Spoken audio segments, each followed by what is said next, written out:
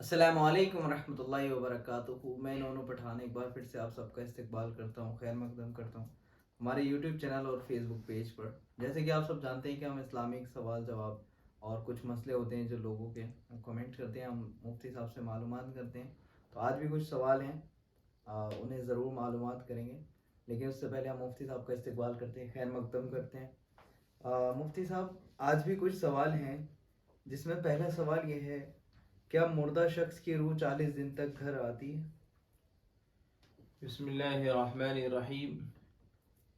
دیکھیے، یہ عقیدہ رکھنا ہے کہ مردہ انسان کی روح 40 دن تک گھر واپس آتی ہے، یہ عقیدہ سراسر غلط ہے، اور قرآن و حدیث سے کہیں سے اس کا ثبوت نہیں ملتا ہے کہ مرنے کے بعد کسی انسان کی روح گھر لوٹ کر کے آتی ہے۔ اس سلسلے میں بعض لوگوں کے ذہن میں یہ بات بھی ہے کہ روح لوٹ کے آتی ہے تو صرف وہ روح گھر والوں کو دیکھتی ہے، گھر والے دیکھ نہیں پاتے ہیں۔ یہ بھی بے بنیاد بات ہے، بے اصل بات ہے۔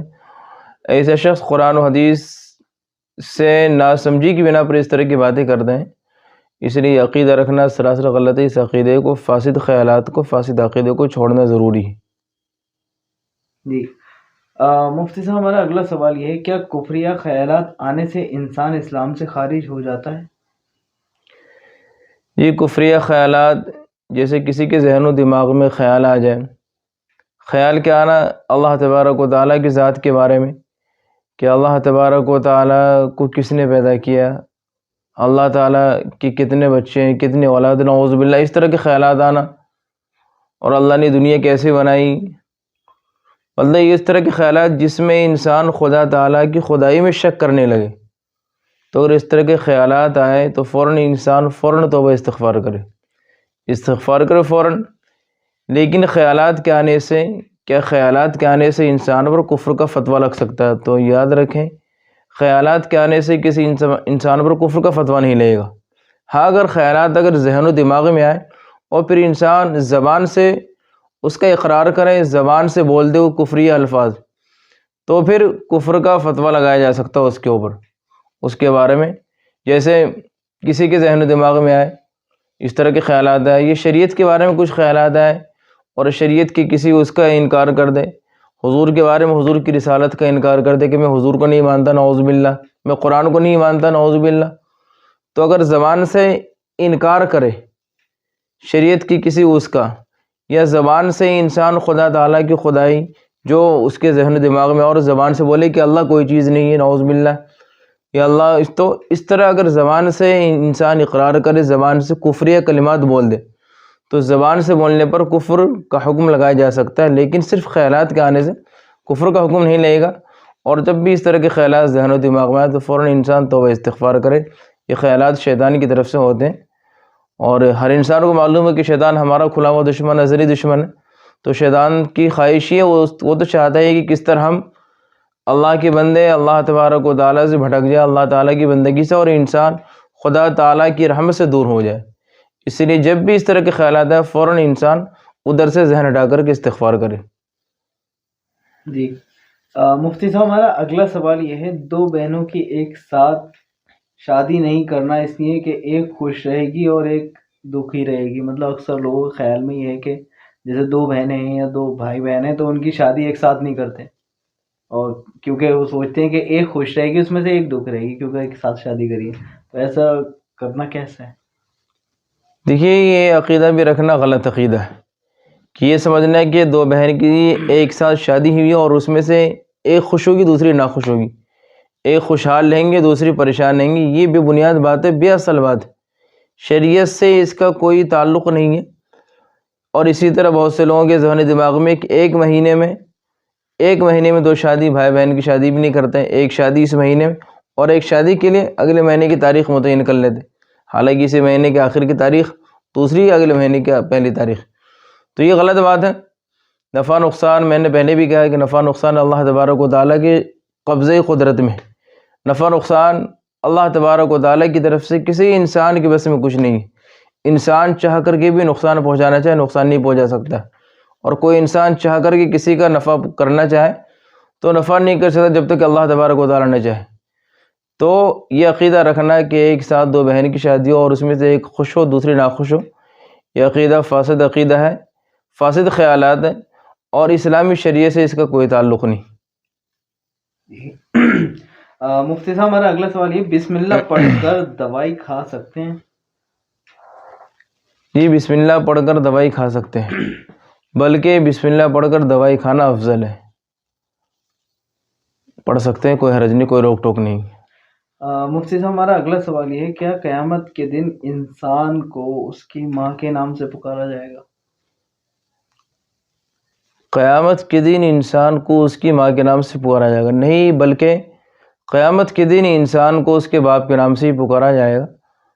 اور یہ سمجھنا کہ قیامت کے دن انسان کو اس کے باپ کے نام سے نہ پکار کر کے ماں کے نام سے پکارا جائے گا، یہ سمجھ غلط ہے. اور یہ بھی بے اصل بات ہے، لوگوں کی طرف سے من گھڑت بات ہے، لوگ بنی بنائی بات ہے. بلکہ جس طرح دنیا میں انسان کے نام کے آگے اس کے باپ کا نام لگتا ہے، جس طرح دنیا میں کسی انسان کی شناخت اس کے باپ کے ذریعے ہوتی ہے، اسی طرح قیامت کے دن بھی انسان کو ان کے باپ کے نام سے پکارا جائے گا. جی مفتی صاحب ہمارا اگلا سوال یہ ہے، سورج گرہن کے وقت پریگننٹ عورت کا کروٹ نہ لینا، یا اکثر لوگوں میں یہ ہوتا ہے، بڑے بزرگ کہتے تھے کہ کالا کام، مطلب کالے جیسے کوئلے وغیرہ کا کام مت کرنا، اور گریز کا کام مت کرنا، یا کچھ بھی الٹا سیدھا، یا کسی بدصورت بچے کو مت دیکھنا، تمہارے بچے ویسے ہی پیدا ہوں گے، یہ بھی خیالات ہیں. تو ایسے خیالات رکھنا سورج گرہن پہ، تو اس سے کیا اثر پڑتا ہے؟ دیکھیے، سورج گرہن کے وقت اس طرح کے خیالات رکھنا کہ بھئی کوئی اگر عورت پریگنیٹ ہے تو کروٹ لیٹنے سے بچے پہ یہ فرق پڑے گا، یا بتا رہا آپ کالا کام نہ کرے، کوئلہ کام نہ گریس نہ کرے، تو یہ بھی لوگوں کی طرف سے ہے اور شریعت سے کوئی تعلق نہیں اس کا. سورج گرہن کے وقت یہ کام، بلکہ سورج گرہن کے وقت انسان توبہ استغفار کرے، ذکر و اذکار کرے، اللہ تبارک و تعالیٰ کی حمد و ثنا کرے، بڑائی بیان کرے، اور اس وقت انسان اپنے گناہوں کی معافی چاہے. باقی اس سے جو ہے کہ حاملہ عورت کے بارے میں، پریگننٹ عورت کے بارے میں کہ پریگننٹ عورت کے بچہ ضائع ہو جائے گا، نقصان ہو جائے گا، یہ غلط ہے، بے بنیاد بات ہے. طبی اعتبار سے، باقی اگر طبی اعتبار سے میڈیکل سائنس اگر کچھ کہتی ہے تو پھر وہ قابل غور ہے کہ میڈیکل سائنس کیا کہتی ہے، کوئی ماہر طبیب. باقی ویسے شریعت میں ایسا کچھ نہیں ہے کہ شرعی اعتبار سے منع ہو، آپ لیٹ سکتے، آرام کر سکتے، کوئی حرج نہیں، کوئی روک ٹوک نہیں. جی مفتی صاحب ہمارا اگلا سوال یہ، عوام میں دودھ معاف کرنے کی ایک رسم بہت زیادہ فیمس ہے، کہ ماں کہتی اپنے اولاد سے کہ میں تمہارا دودھ، جیسے مان لیجیے وہ ایسے بیمار ہو جاتا ہے بعض دفعہ اولاد زیادہ ہی، تو وہ ماں جو ہے اپنا دودھ معاف کر دیتی ہے، تو اس طریقے سے دودھ معاف ہو جائے گا کیا؟ دیکھیے، دودھ معاف ہو جائے گا یا دودھ معاف ہونا، یہ کوئی ایسی نہیں ہے کہ جسے لوگوں نے ذہن و دماغ میں بٹھا رکھا ہے کہ بچے، چھوٹا بچہ اس کا انتقال ہو جائے، یا بعد بڑے ہونے کے بعد بھی ماں کہتی کہ لے بیٹا میں نے تیرا دودھ معاف کر دیا، بخش دیا. تو شریعت سے کوئی تعلق نہیں، کوئی لینا دینا نہیں، بے اصل بات ہے، یہ بنیاد بات ہے، اور غیروں کی طرف سے مسلمانوں میں چلی بات آ رہی. اس لیے اس طرح خیال رکھنا فاسد خیال ہے، فاسد عقیدہ، اس کو چھوڑنا بھی ضروری. جی مفتی صاحب ہمارا اگلا سوال یہ ہے، فقر و فاقہ میں حفاظت کے لیے کیا کرنا چاہیے؟ فقر و فاقہ سے حفاظت کے لیے کیا کرنا چاہیے؟ دیکھیے، فقر و فاقہ اور تنگ دستی سے حفاظت کے لیے حدیث سے جو ثابت ہے اور صحابہ کرام کے معمولات میں ہے کہ مغرب کی نماز کے بعد سورہ واقعہ کی تلاوت کریں. گھر کے سارے افراد سورہ واقعہ 27ویں پارے میں ہے، سورۃ الرحمن کے بعد، اور پوری سورہ واقعہ مغرب بعد تلاوت کرے تو انشاءاللہ جس گھر میں سورہ واقعہ کی تلاوت ہو اس گھر میں فقر و فاقہ نہیں آئے گا، اس گھر کے لوگ فقر و فاقہ سے محفوظ رہیں گے. اس لیے ہر انسان کو چاہیے کہ مغرب بعد سورہ واقعہ کی تلاوت کا معمول بنائے، بچے بڑے بوڑھے سب، مرد عورت سبھی لوگ اپنے گھر میں سورہ واقعہ کی تلاوت کریں، تو انشاءاللہ اس کی برکت سے کبھی فقر و فاقہ نہیں ہو. جی مفتی صاحب ہمارا اگلا سوال یہ ہے، کیا زوال کے وقت قرآن پڑھنا منع ہے؟ ہاں، زوال کے وقت قرآن پڑھنا نہیں. دیکھیے، زوال کے وقت قرآن کریم کی تلاوت منع نہیں ہے، قرآن کریم پڑھ سکتے ہیں. ہاں، زوال کے وقت نماز وغیرہ منع ہے، باقی قرآن کریم کی تلاوت منع نہیں ہے، قرآن کریم کی تلاوت کر سکتے ہیں. جی مفتی صاحب ہمارا آج کا آخری سوال یہ ہے، کیا کن اوقات میں قرآن کی تلاوت کرنا منع ہے؟ کن اوقات میں؟ دیکھیے قرآن کریم کی تلاوت کے لیے کوئی وقت ممنوع وقت نہیں، کوئی وقت ایسا نہیں کہ جس کے اندر قرآن کریم کی تلاوت کرنا منع لکھا ہو شریعت کے اندر، بلکہ آپ ہر وقت چاہیں جب چاہیں قرآن کریم کی تلاوت کریں، دن و رات کے 24 گھنٹے جب چاہیں۔ ہر نماز منع ہے، جسے بعض مکروہ اوقات ہے، طلوع آفتاب کے وقت اور غروب کے وقت اور زوال کے وقت، تو نماز وغیرہ کی بندش ہے، نماز نہیں پڑھ سکتے، باقی قرآن کریم کی تلاوت منع نہیں، قرآن کریم کی تلاوت کر سکتے ہیں، کوئی روک ٹوک نہیں۔